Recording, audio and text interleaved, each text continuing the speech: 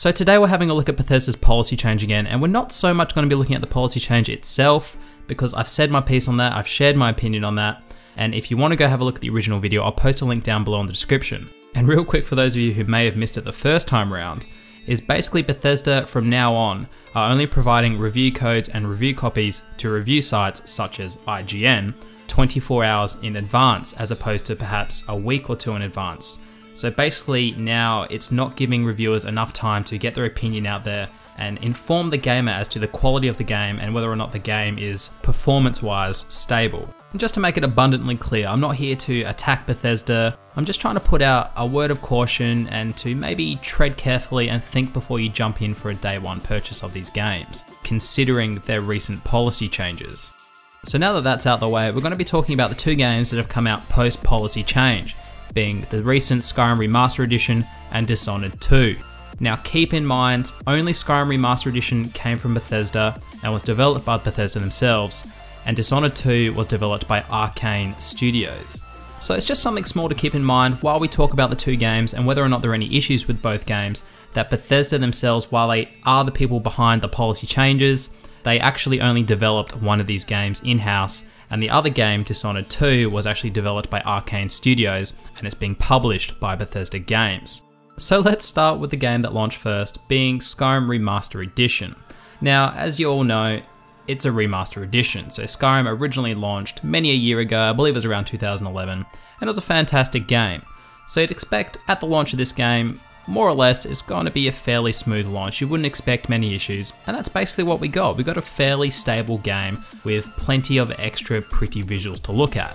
There were some minor bugs and issues here and there, but that's to be expected with a very large open world RPG. And I think the issue that stuck out the most, which a lot of people brought up and a lot of people complained about, was the audio issue. They had some kind of weird audio issue where I believe it was something to do with, because they knew this time around a lot more people were going to be downloading the game, and to keep the file size relatively manageable for people's internet connections and data caps, they compressed the audio files. So when people were listening to the game audio through headphones, you could actually hear the quality and the difference in the audio between the uncompressed original audio files that were on the original Skyrim, being WAV files, compared to these new compressed audio files. Now, I'm going to give Bethesda a pass on this one. Considering it's more of a nitpicky issue, it's certainly sure as fuck not a game-breaking issue.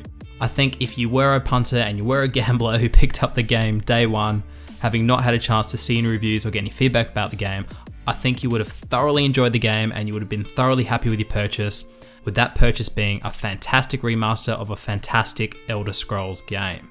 Okay, so let's move on to Dishonored 2, and for me personally, this is where it starts to get a little bit sticky and a little bit frustrating. And if I had bought the game day one, maybe I would have regretted it, and maybe I'd wanted to have read a review before buying the game. And real quickly before we talk about it, I haven't bought the game yet. I do intend to buy the game, and I want to buy the game on PC because that's primarily where I'm playing at the moment.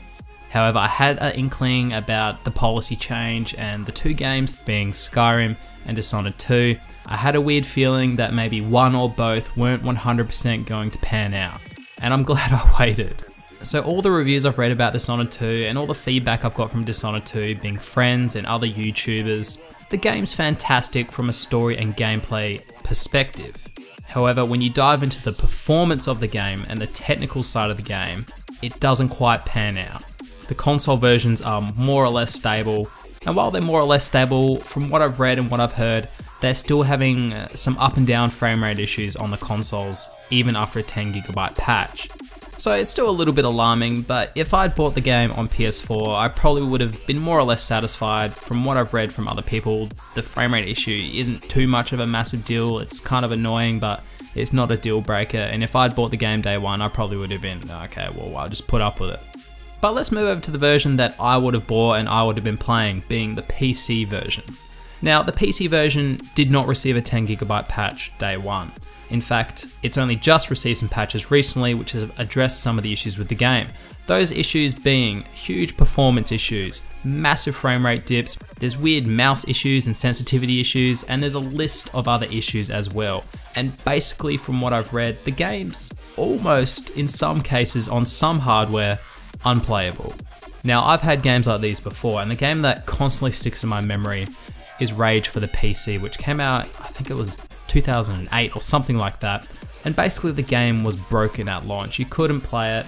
And I can tell you now, if I had bought Dishonored 2 day one, I would be pissed off, which a lot of people are pissed off. And I can tell you now, based on the experiences I've had in the past, like with Rage, games that are broken like that, you either want a refund, and I know you can't really do that for PC. Console games, I would have gotten a refund. But with a PC game, I would have frisbeed it into my collection and I would have never looked at it again.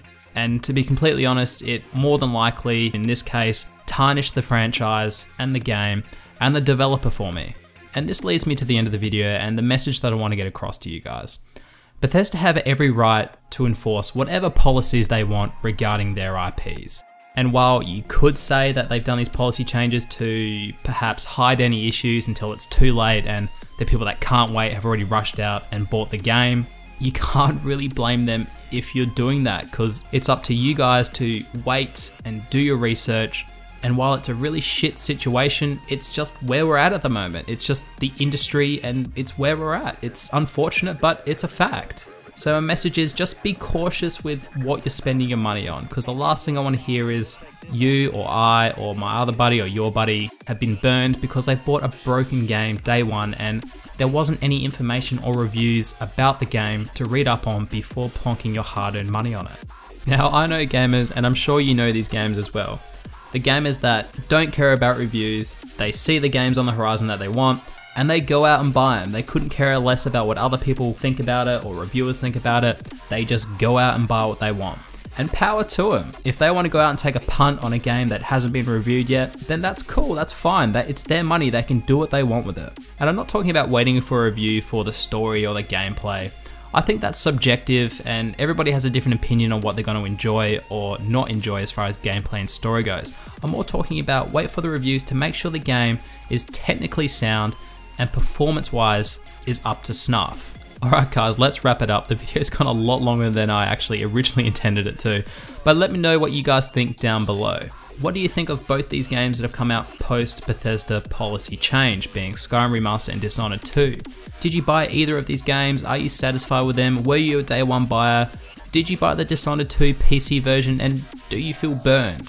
Let me know down below guys, share your opinion because it counts and I want to hear it. As always guys, please remember to rate, comment and subscribe. My name's Sully, this is One Guy's Opinion, and we're going to talk in the next video.